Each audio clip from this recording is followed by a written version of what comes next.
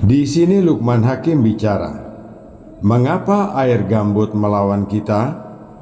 Ada 3 alasan fundamental mengapa alam, terutama air gambut, seringkali mempermalukan insinyur dan tukang air. Air gambut bukanlah larutan kimia statis. Dia adalah living system. Artinya, air gambut itu hidup. Dia bukan sekedar air. Dia adalah cairan yang terus bergerak membawa sisa-sisa pelapukan hutan selama ribuan tahun. Itulah kenapa sistem yang bekerja kemarin belum tentu bekerja pada hari ini. Kandungan asam humat di dalamnya terus berubah tergantung pada cuaca.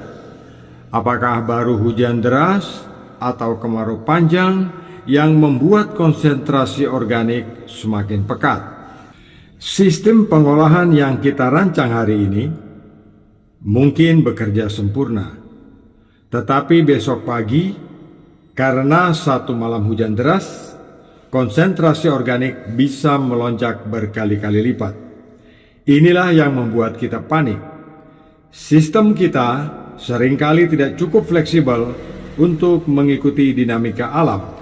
Pernahkah Anda merasa sudah maksimal melakukan segala cara, tetapi air tetap berubah kembali menjadi kuning setelah difilter atau filter mampet dalam semalam? Kebanyakan dari kita menganggap air gambut itu seperti air di kota, padahal air gambut itu hidup. Dia bukan sekedar air. Dia adalah cairan yang terus bergerak membawa sisa-sisa pelapukan hutan selama ribuan tahun. Itulah sebabnya kenapa sistem filtrasi yang bekerja kemarin belum tentu bisa berhasil hari ini. Kenapa air gambut berubah-ubah? Kita harus paham dinamika alamnya.